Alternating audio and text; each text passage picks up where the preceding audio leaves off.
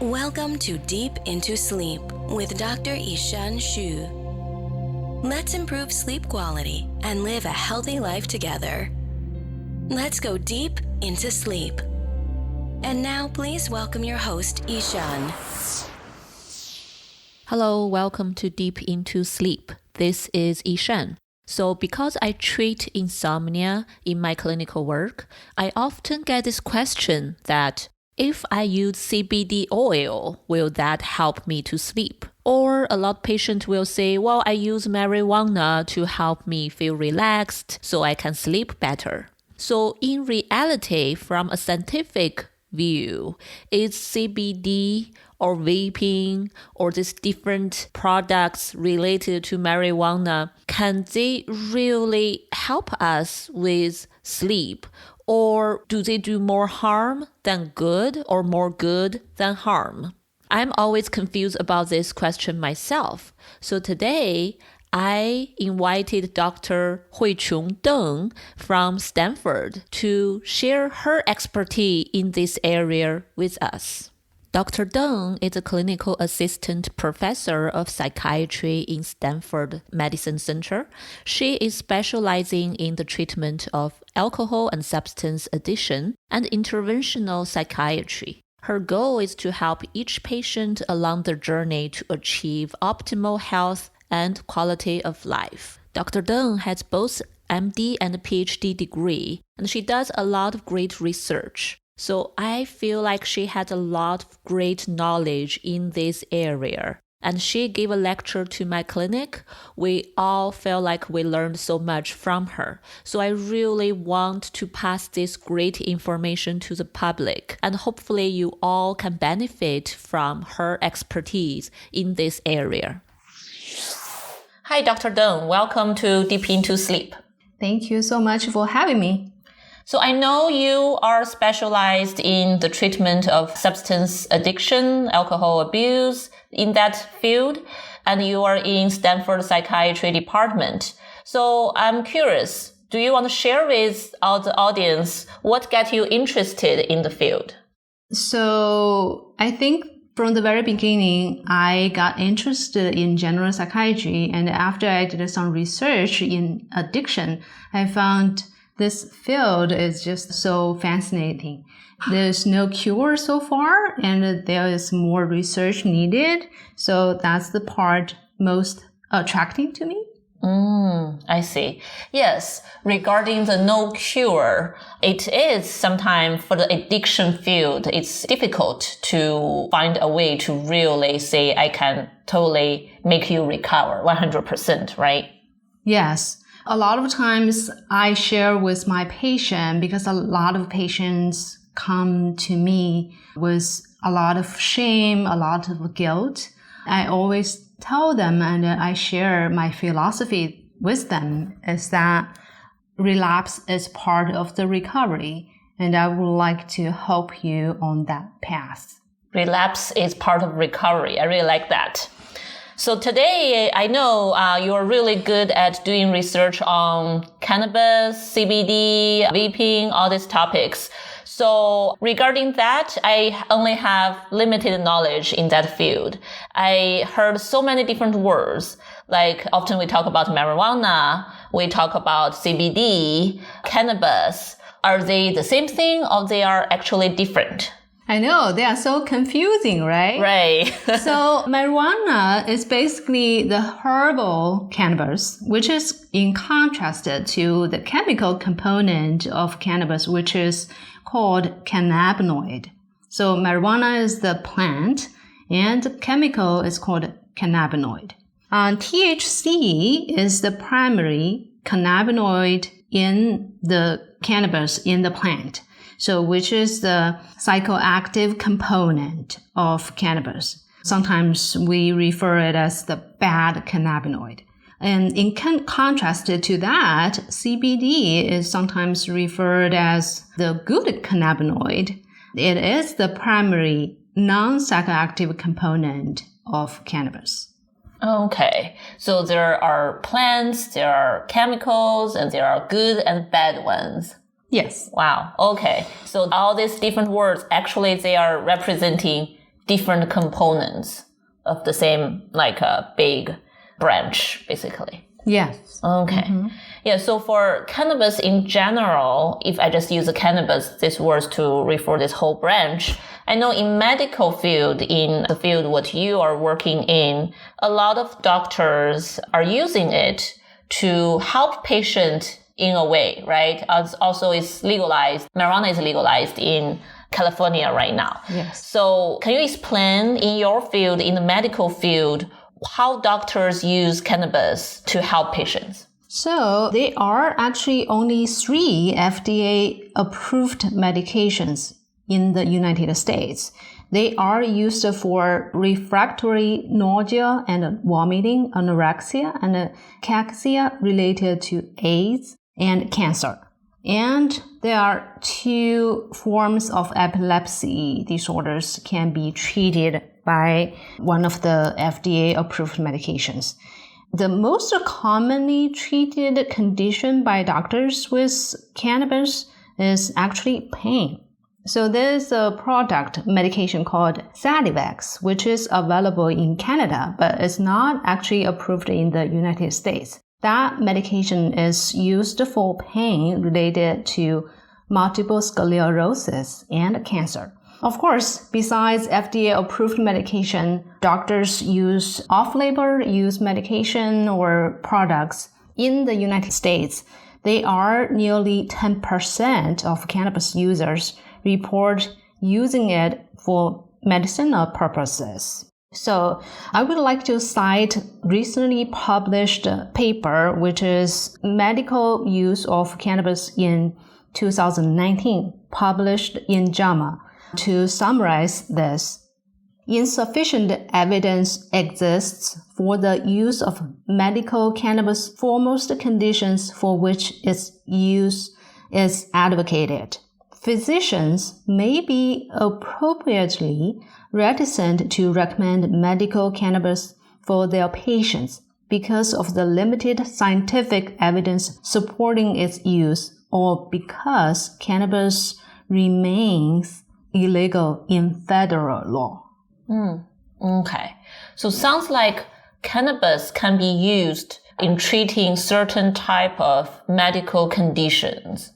You mentioned treating pain. I know that's possibly one of the most common usage of cannabis or marijuana, not only in medical field, but also for the general public. A lot of patients, they may just go to buy marijuana or something to eat or smoke to help them numb themselves to feel less pain. I also know insomnia patients may use CBD oil to help them to sleep.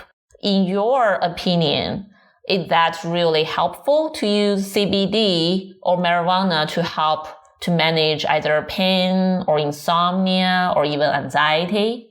Yeah. So CBD is gaining a lot of awareness now. It is found it's not addictive, which is great, compared to the THC, which is actually addictive. So CBD can be useful for conditions such as anxiety, insomnia, chronic pain, but there are a few caveats I would like to point out. It is very difficult to dose because so far we do not have a golden standard of dosing, and a lot of times it's commonly mixed with THC. So be aware that currently CBD products are not FDA regulated. It's actually monitored by Department of Agriculture. So whatever is on the label may not be as accurate as pharmaceutical company made FDA approved medications. And there are side effects related to CBD too. For example, I mentioned earlier, there's medication Epidiolex, specifically made for 2 rare forms of epilepsy. The side effects, for example, insomnia, is actually up to 11%. So those are a few things we would like to keep in mind. And lastly, if you are taking other medications, CBD maybe have some interaction with the medications. So you may want to talk with your doctors or at least tell your doctor you are also taking CBD products.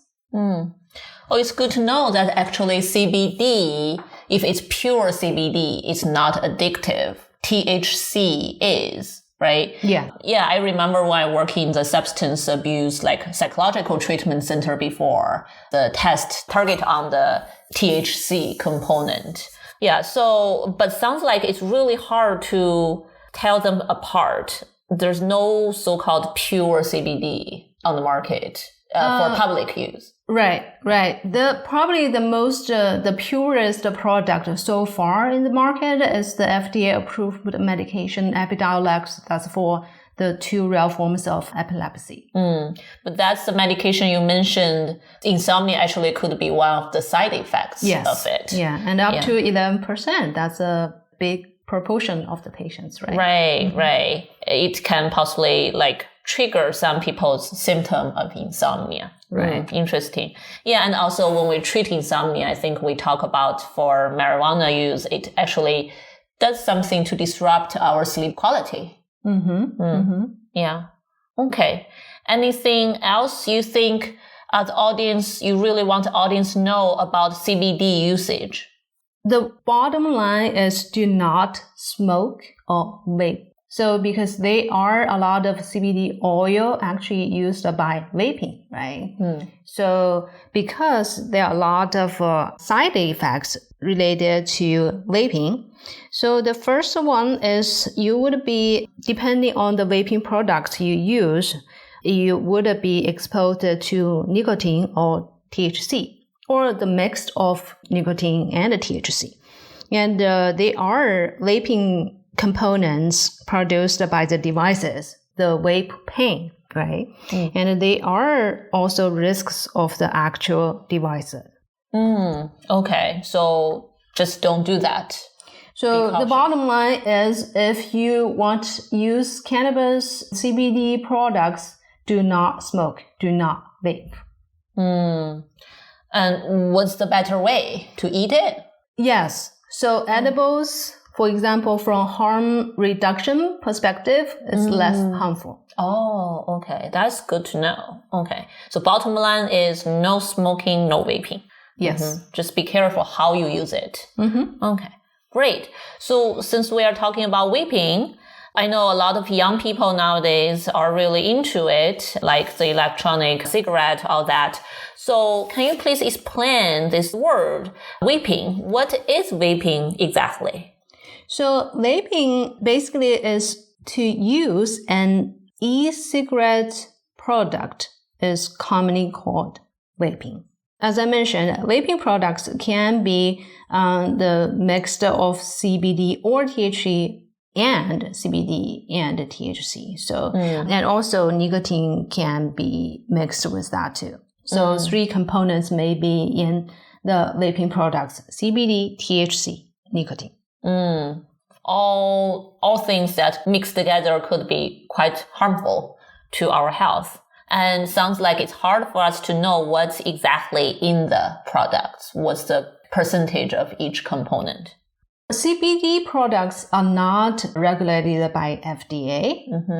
The e-cigarettes is actually regulated by FDA.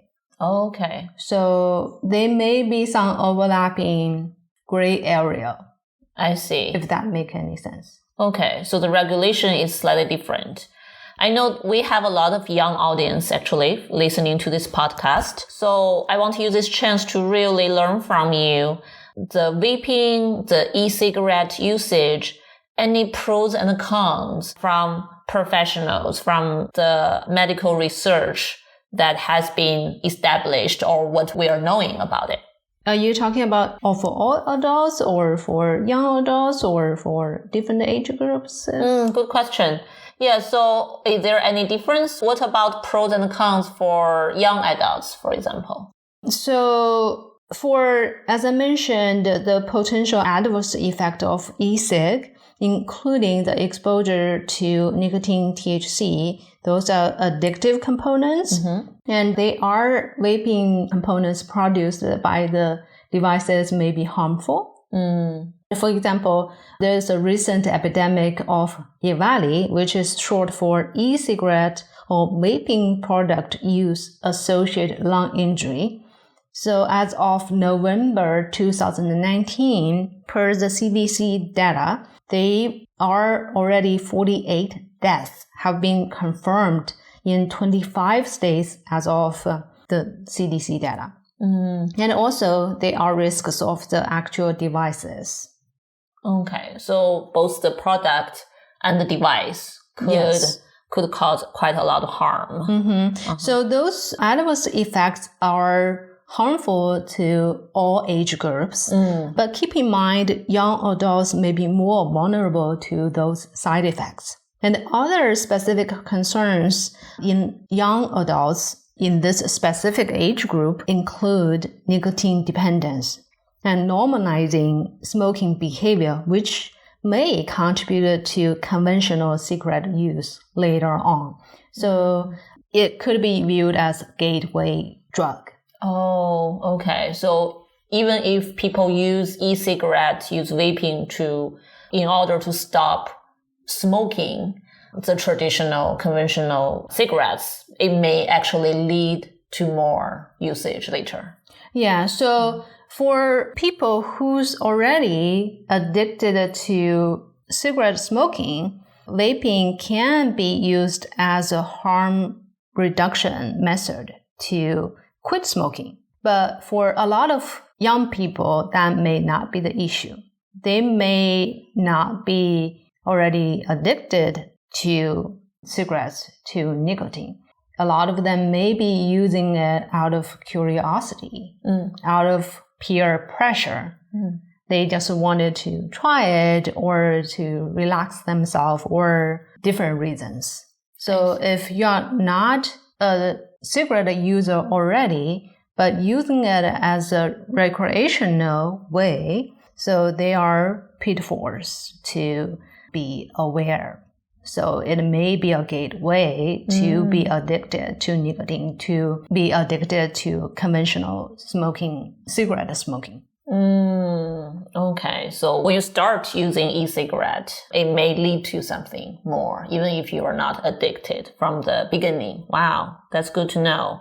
So all these reasons you mentioned, I guess that's what make younger adults or teenagers more vulnerable to the adverse effects of it. Yeah, so the adverse effects are harmful to everybody, and because the young bodies may be more vulnerable to those harmful effects. And another thing, if they are not already addicted to nicotine, that may be a way to be addicted.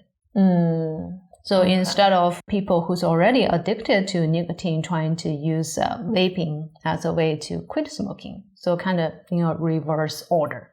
Right. That's interesting. I never thought about that direction because I think I hear more the normal way people try to use it to quit smoking, right? I never thought about, well, if you just start using it out of curiosity, it actually may lead to addiction later. Wow. Okay. Good to know for the younger audience. So I know as healthcare providers, you see a lot of patients, I see a lot of patients, and vaping, e-cigarette, and the CBD, all these topics come up here and there. What are some suggestions, or what do you normally tell your patients if they come to you and somehow vaping rise up in the conversation and they ask for your suggestion? For vaping itself, the first thing is that it gets your lungs exposed to the harmful components. So the bottom line is do not vape. For example, do not vape. Right. Do not smoke, do not vape. There are ways, for example, use edibles if you choose to use it. For both nicotine or CBD or cannabis? Yes, right? In general. In general. Okay, I see. I'm curious, any of your patients ever said no to that suggestion? Yes, if they're not ready to change, right? Okay. So yeah. A lot of times we use motivational interview skills trying to get patient to that stage. Okay. I guess just by laying out all the pros and cons, side effects, and help people understand what's behind it, possibly quite helpful to Yes. help them make decisions. Yes. My philosophy is to give them my knowledge and they can make an informed decision. That's awesome. I really like that. So eventually you are helping your patient to make their own decision based on all the evidence, all the informations. You are not forcing a decision on them that won't last long. Right. We all know that wouldn't work. Yeah, and possibly not work at all. Yeah, great. I really like that. I learned a lot about vaping and CBD, all that from you. So anything else? Your bottom line is very clear. Any last thing about vaping you really, if there's any, you want to let the audience know? I want to share that some people are actually more likely to develop problems when they use cannabis, THC, CBD products. Specifically, people with personal or family history of psychosis or substance use problems. So again, if using, consider non-smoking, non-vaping methods. If you choose to smoke cannabis, avoid inhaling deeply or holding your breath. And another thing is avoid use daily. Okay, so the method you use it, if you have to use it, if you have family history, you want to be more cautious how you use it and how frequently you use it. Yeah, for some of the people, they are just at a higher risk to develop problems, addiction, maybe part of it.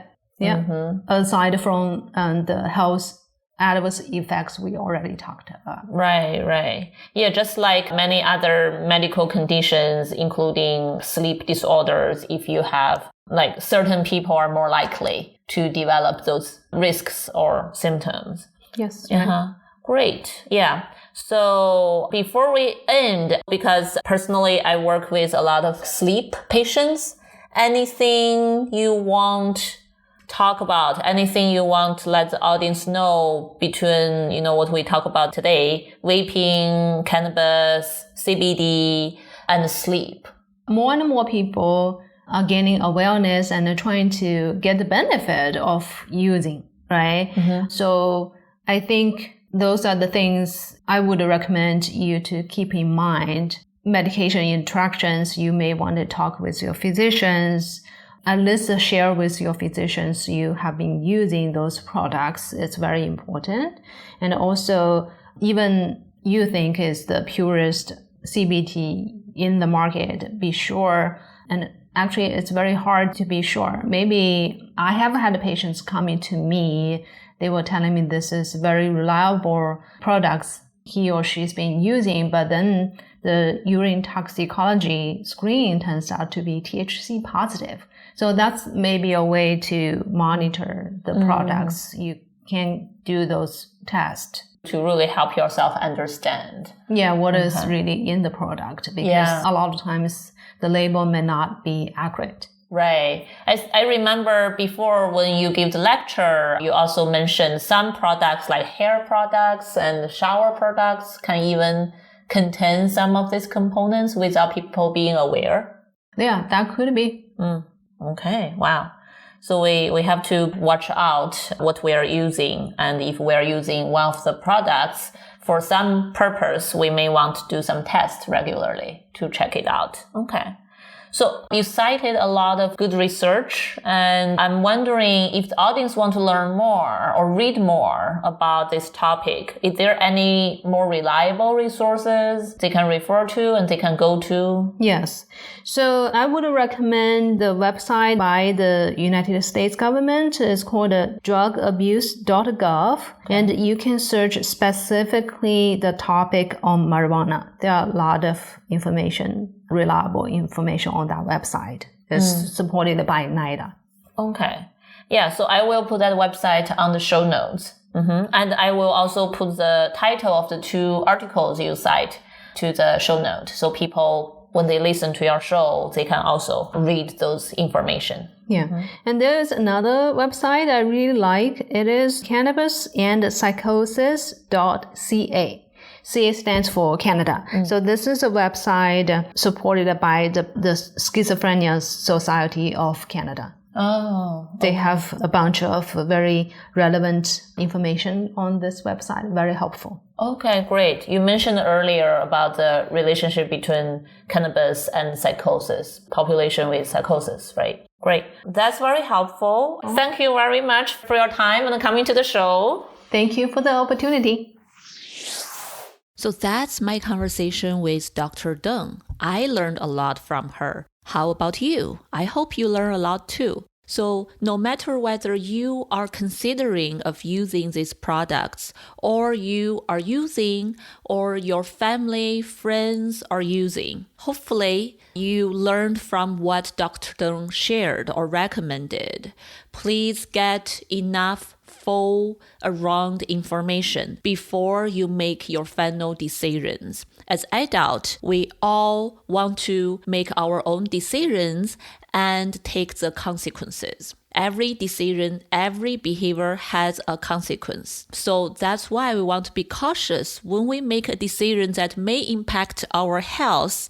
We want to know enough information and not just blindly jump into it or just trust the advertisement out there, say, oh, this is helpful. We want to know more pictures around before doing it. So that's today's episode. Again, I'm Yishan. Thank you very much for listening to this episode of Deep Into Sleep. If you want to know more about our work, our show, welcome to come to our website, deepintosleep.co. You can find the show note at deepintosleep.co/episode/022. If you need treatment for insomnia and you want to try out this evidence-based treatment called CBTI, which is CBT for insomnia, welcome to my website at mindbodygarden.com to read more about our insomnia treatment group. Well, thank you very much for today's journey and look forward to seeing you next week. Sleep is an individual thing. We all sleep differently, and there is so much we can do to improve sleep quality. Keep hope and carry on. This podcast is for general informational purpose only and does not include the practice of medicine or other health professional services. Usage of the information we share is at the listener's own risk, and our content does not intend to be a substitute for any medical and professional services, diagnoses, and treatment. Please seek professional health services as needed.